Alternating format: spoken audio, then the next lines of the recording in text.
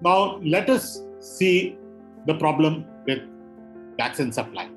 Currently, we have managed to vaccinate fully, which means 2 doses plus 15 days, about 1.5% of the population. That's all, one of the lowest.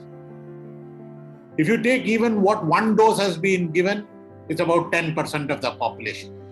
A big figure, but modest in terms of coverage.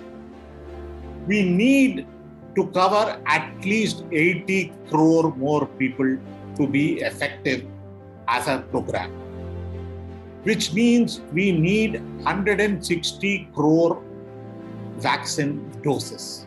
We have currently placed order for something like 20 crore doses. That's only about 1/8 of how much we require. Look at the Western countries. Canada, for every 100 people, has placed an order and has got supplies for 800 doses. For every 100 people, US has booked 330 doses. UK has booked 700 doses. Almost every country has booked twice to thrice the number of doses that they require. Whereas in India, we have booked only something like 1/10 or 1/12 or 1/8 of the doses that we require. We therefore are dependent upon scaling up production, because it is very frank that the Western world and this much talked about global supply is hoarding an essential commodity when we need it desperately. We have to depend upon our supply, and it is funny that we have to say this. One feels completely frustrated and angry about it, because till this crisis came, we were the vaccine suppliers of the world. So why are we now in a situation of facing such a scarcity in vaccines? The promised production from the Serum Institute of India has not been achieved. It needs 3,500 crores more, which the government is now committing to give it. The Bharat Biotech vaccine is completely engineered with Indian scientific and technical support.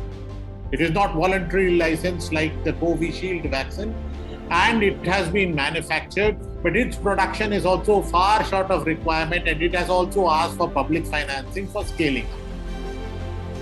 Which is all right. At some point, we can give that public financing. But in return for it, instead of fixing the scale and schedule of production and delivery, what we have done is to open their production to the market, to market sales, where they will sell a proportion of their production to India, state and central governments. Central government 50%, and the rest the state and governments have to compete with each other and the private sector to get, and the rates are usurious. Already they are making a good profit, as testified by the CEO of SII himself. But now they are going on to the super profits that he declared he needed. And it has very little to do with scaling up production, because the scaling up production is not in his capital, it is in actually public financing on this. So the current production is only about 25 lakh doses per day. We need 40 lakh doses per day, even for current delivery.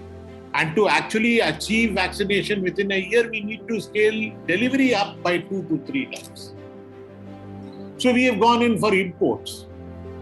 Of this, the Russian import is a big gap filler, and the Russians are allowing voluntary licensing in India.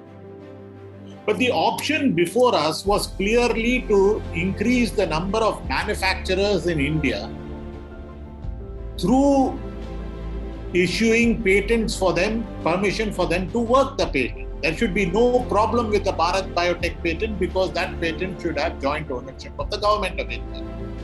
But that has not happened. At least 6 to 10 companies are ready to take up vaccine production to scale, other than Indian public sector units, which can also be geared up. The transfer of technology that needed, the bottlenecks that are there in the water, in the supply of raw materials from the Western countries, especially the US, should be overcome by diplomacy, failing which by dragging them to the WTO, cornering them for restrictive trade practices, failing which, and in fact, all working three in parallel, indigenous production of those products. It's not an impossible thing. We've done it even in diagnostics. But instead, what the government does is make a case for surrendering, allowing so-called market incentives, market competition, to be able to scale up production, which is actually a fraud, which is a deceit on the people. Where is the question of competition and market incentive? There are only two food manufacturers. It is a monopoly market. It is a monopoly pricing. The price is not discovered by a tender. The price is declared by the CEO of the company. So there is a complete violation of all market principles, yet on the basis of market competition, you are declaring that this is open, this is the pricing that you will fix. And instead of choosing the route of strengthening manufacture, multiplying manufacture, encouraging even more third world sites of manufacture by transfer of technology, we are trying to build the monopoly of the Indian company within that, which is far to our detriment of that. Of course, the government of India has announced that it is going to scale up more Indian manufacturers, not announced even for the public sector, but it's shown a willingness.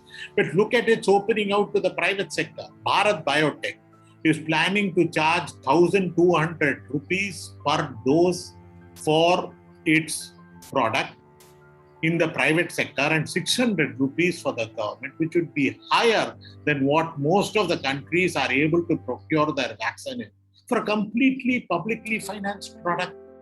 Where is their investment into it? At some point, for the effort they have put in, for the skill they are putting, they are getting amply rewarded. Serum Institute is getting 600 rupees to the private sector. And look at the government rule. It says that center will have 50% at 200, but states and private sector will compete with each other. Corporates will compete with each other, which will allow at the end point of delivery for them to fix much higher rates. We know that is happening in diagnostics, where a diagnostic kit that can be purchased for 150 rupees at the delivery end is being charged 4,500. This is just opening up a public good for open profiteering, and it is being done at the peak of a pandemic when millions are under threat, that tens of thousands have died.